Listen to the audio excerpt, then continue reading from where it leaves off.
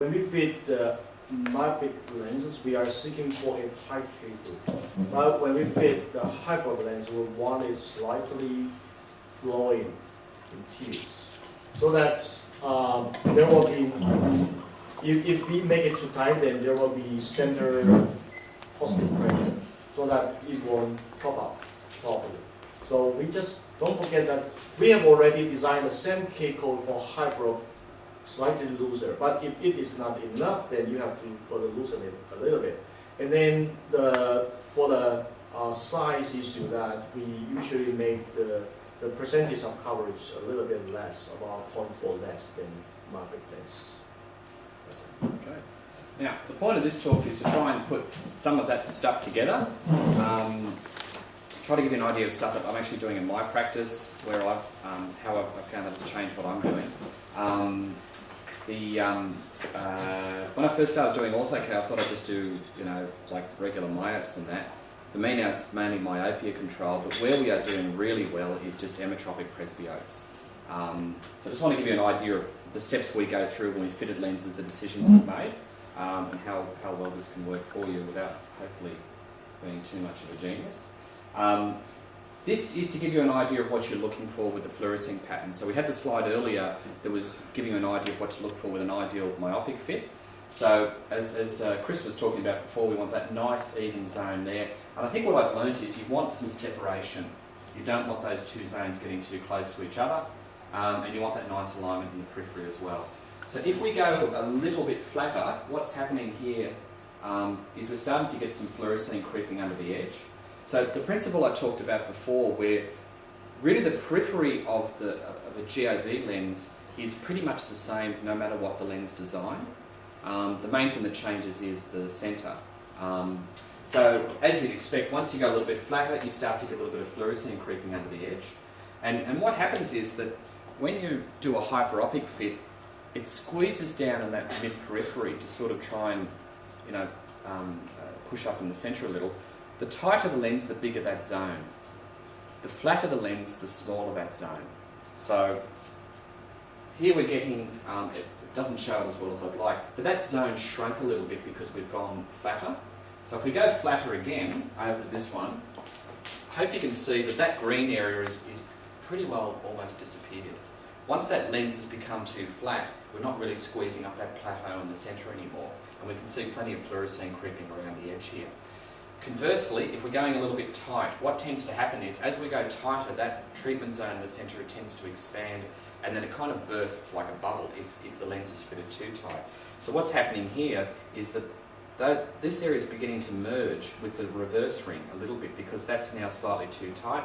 And I hope you can see down the bottom right hand corner here, the zones have just about merged together once we've gone a diopter too tight. So this is what you're looking for when you first put a lens on. I have to admit, I actually deliberately went out of my way to make these steeper and flatter. I don't know whether maybe I have calibrated my topographer properly, but with the hyperopic lenses, they just seem to go on and they just seem to fit really well. Because every curve is sucking on the cornea, they tend to centre quite well. But with a myopic lens, because you've got that centre bit pushing down and then the rest of the lens is trying to hold it on, it's a delicate balance between the two. But because every surface on this hyperopic lens is concave, they just seem to centre quite well. And I don't find that I have to change the K-code all that much, but that gives you an idea in your head of what you're looking for when you're trying to fit these lenses in terms of an ideal fit. Michael? Yo. Oh, sorry, yes. Just have one question about letting the lenses settle. Yep. How long was that patient there in your practice for? I mean, you could have let them settle for 20 minutes. How long were you there, Maria? That's the next slide I'm coming up to. That's a really important point. Excellent question. How long do you leave it? Especially with hyperopic lenses, leave it a while.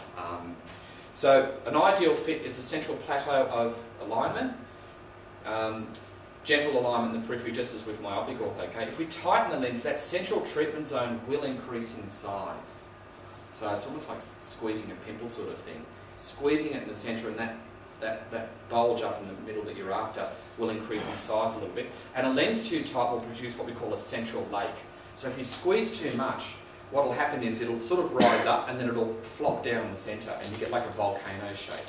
And we call that a central lake, which is analogous to a central island. Again, you've got a lens that's fitted too steep. I probably find fitting a lens too steep is the most common mistake I seem to make. Whether that's me or my topographer, I don't know. But you tend to get the steepening working from the outside edges of the pupil towards the centre, and sometimes it just doesn't make it. And so that's what I think of as like a volcano shape. And if we loosen the lens, the central treatment zone will actually decrease in size. And a lens, I think, too loose will produce a zone that's so small it'll be like there's no orthocate effect at all. So I've just given you the two extremes there. This one here is too flat, this one's too steep, and they're both a diopter too steep and a diopter too flat.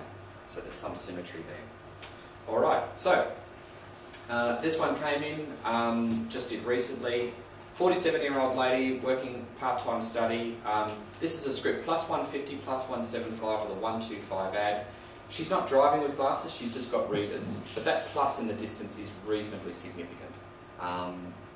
Interested in something new and looking for greater freedom. So the plan was I start, well, let's see how we go with monovision and just see how we go from there. And then if that doesn't work, I can proceed up to a multifocal design. When you fit a hyperopic lens, trial lens, that becomes the same shape for either a multifocal lens or a single vision lens or whatever you want. You use your trial set to get the best K-code and diameter, and then you order what you need from there, whether it's a single vision orthocate or a multifocal. And that's why we don't need multifocal trial sets. Okay, so how to look, did a trial fit, lenses calculated, 46 and a 45. Then I had a look, thought that one was slightly tight, thought that one was slightly tight as well, although not too bad. And after a fluorescent analysis, we decided to go with 45.5 and 45.25 to go home with. Alright. Trial fit for 2 weeks, tried fitting in one eye for a few days, felt too imbalanced. So I thought, maybe I can get away with just fitting one eye only. No. I tried monovision, where we fitted the distance script in one eye and we gave her reading in the other. And that was better, but it was just too imbalanced. With this, so what I did was, so just remember, she's plus 150 in each eye, and the trial lenses are plus 3. So what's going to happen is that her close-up's going to be really, really good, and her mid-range is going to be really good, and the distance is going to be a bit funny. But I explained that to her because this is part of a trial fitting process, that the power change on the trial lenses isn't necessarily what she's going to be finishing with. This is more for my benefit. But with these guys, once you start giving them back their mid-range, they kind of don't mind that too much. Anyway, this is the topography that I got back. These are subtractive tangential plots, and I didn't think that was too bad. So at this stage, I'm happy with the K-code and the diameter, and at this point, I've really done about 90% of my work. Now it's just a case of, do I give a monovision, modified monovision, or do I go for a multifocal? The other thing that did happen after about a week or so, and this has happened more than once, so that I actually kicked myself for missing this. It was great for the first few nights, but then the topography change began to fade away despite she was still using the lenses. And when I got her back, she said, oh no, things are worse. And this was in the middle of the trial fit. Had a look at the topography, and the topography had actually faded off a fair bit. So I actually started using Optive, which is just a moisturising drop in the back of the lens before insertion, and vision improved straight away. I personally use Optive. I'm a myope, and I've found that that's made a huge difference to things. But I'm beginning to find with presbyopic, especially hyperopes, I'm beginning to put them into Optive without even waiting to see how things go. But why it works for the first few days and then fades off, I'm not terribly sure. There's probably a process where maybe the eye's inflamed and it's making less tears. But I just tend to do that as a standard thing now.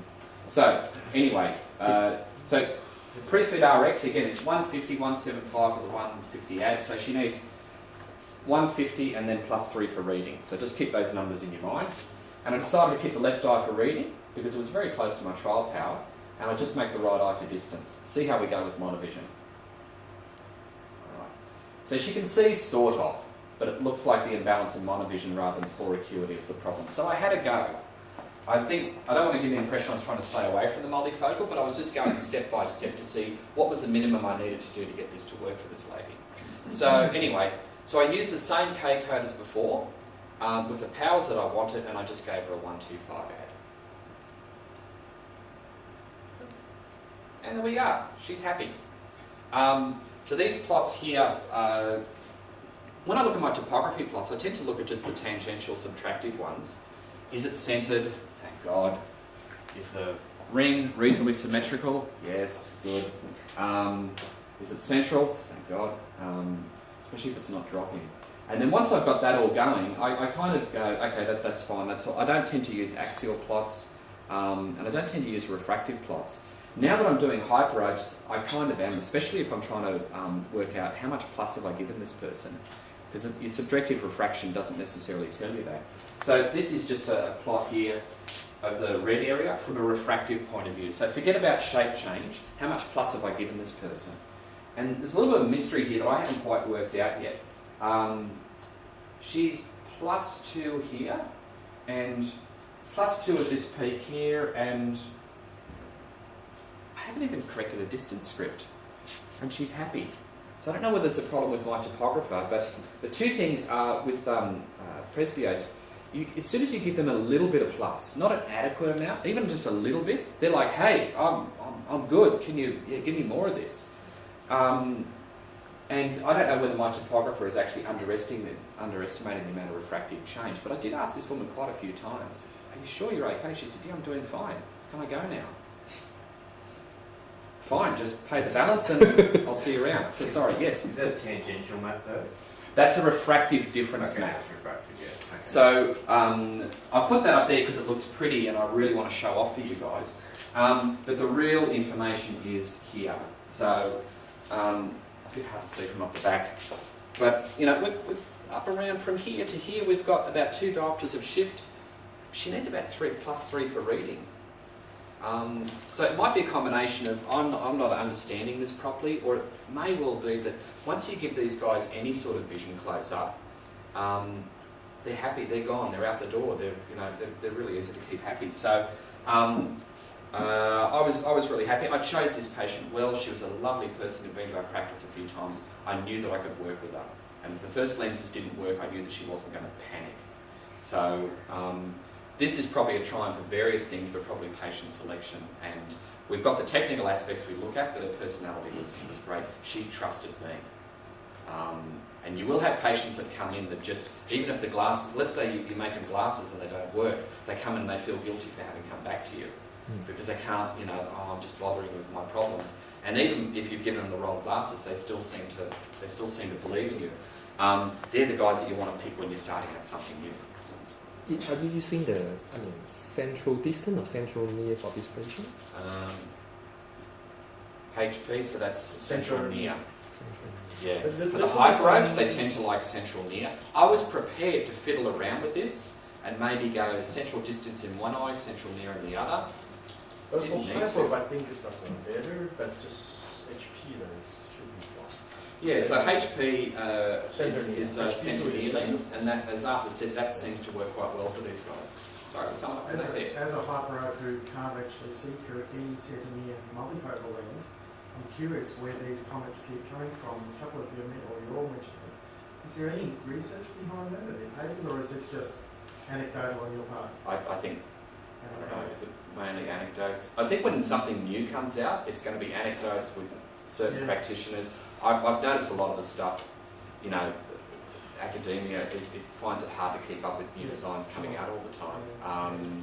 But that's not the first time I've asked that question. I've been asking a few people over the years, and just given it a raise. Okay, look, we're short on time. I'm going to make this really quick. I'm amazed when I do ametropic presbyopes, I just put a bit of plus in one eye, and these guys seem to be great. Whereas if I do the same thing with soft contact lens, like monovision hardly ever works for me, unless I'm doing it north OK. So there's probably a difference, but I haven't completely understood that difference. It may well be that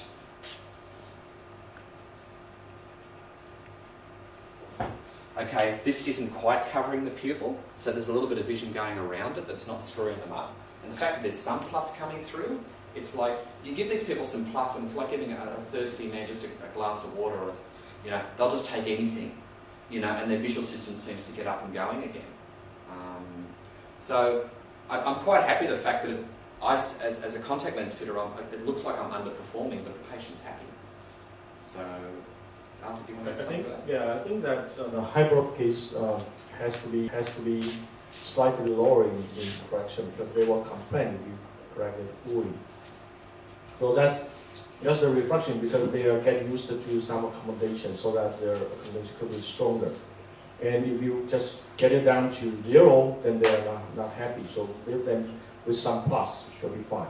And then also with this, could be some unintentional peripheral air, not at the center, right? We try to create the center steepest, but actually with some residual at center, so that will be center for far and peripheral for near, mid peripheral for near. For, if you look at this amount, that will exist. But because of the focus, two focuses are very close, so that they can mix. So I think that should be fine. I think the best way I can try and answer that question is the optics with Hyperopic Orthokeratology don't seem to be the same as single vision optics with spectacles and regular contacts.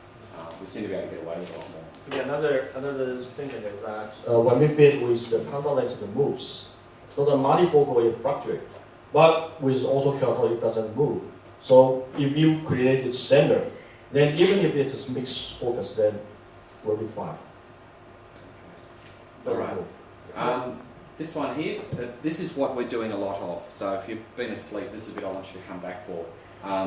Ametropic presbyopes, they will literally walk into your practice every day. They're a great opportunity. And this guy should be pretty typical of what you've come across a lot. 50-year-old, 05075, got harangued by the local optometrist who uses Orthok herself. Hello? Hi. Yes, okay.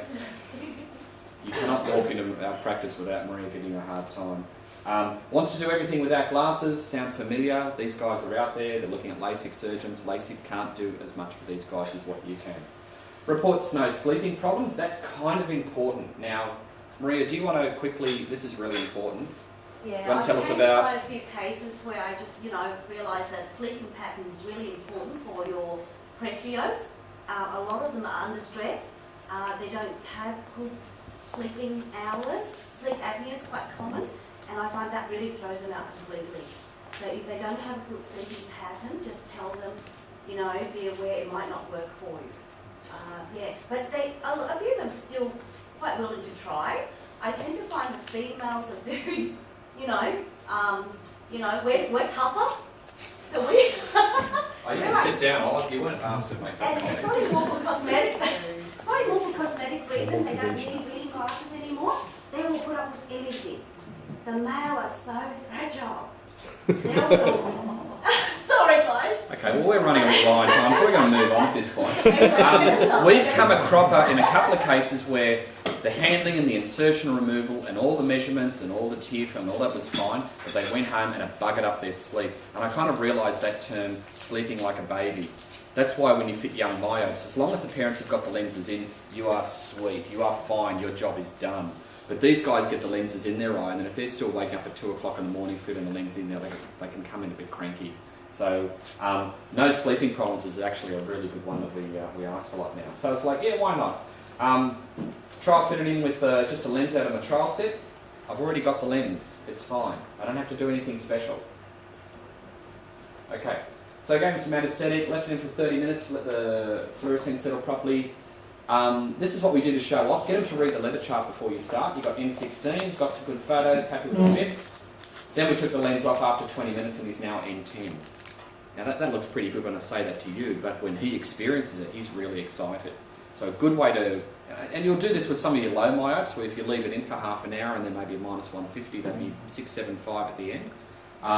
These guys, this effect will probably wear off before he gets home, but they're already impressed and they want more. You've won them over. They'll follow you wherever you go.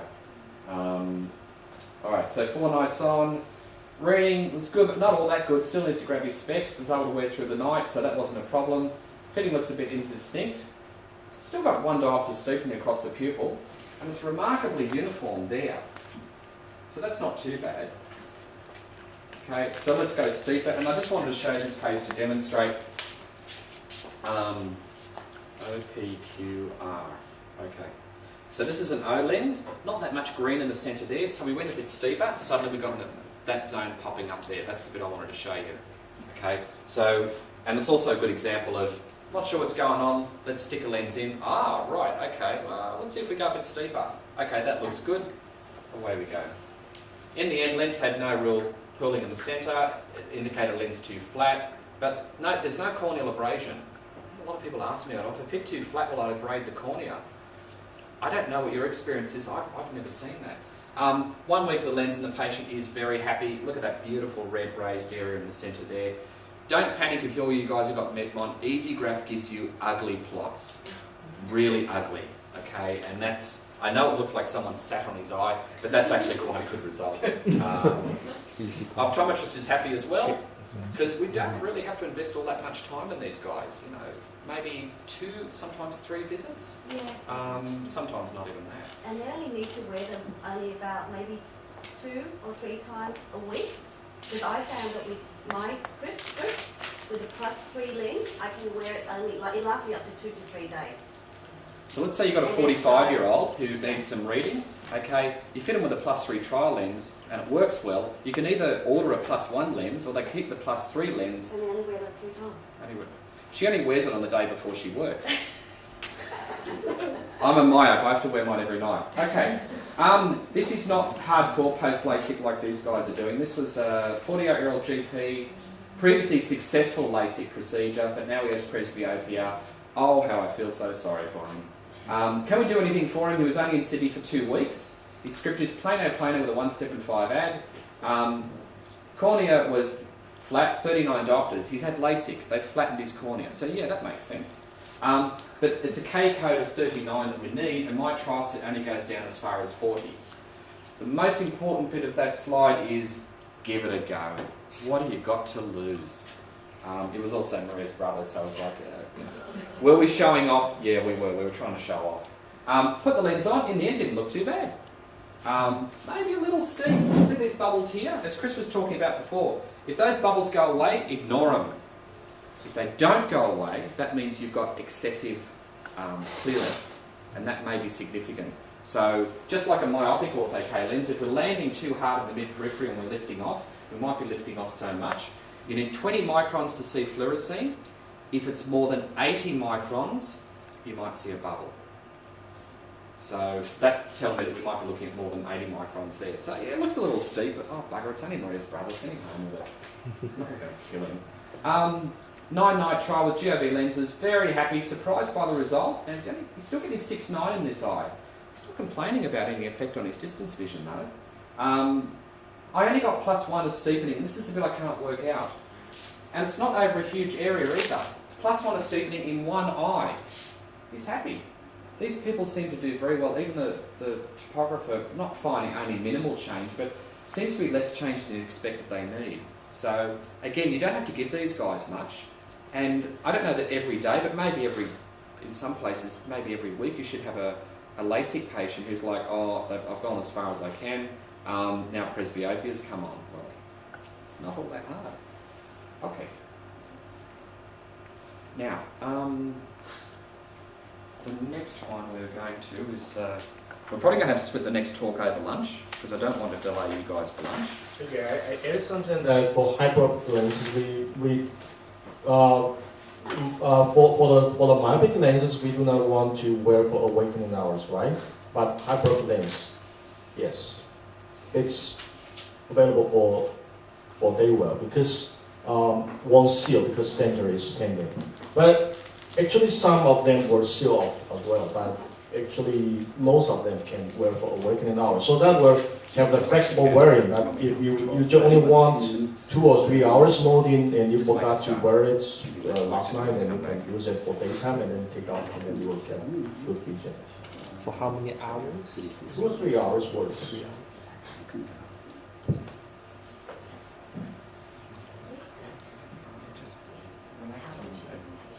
Also, another question is, what's the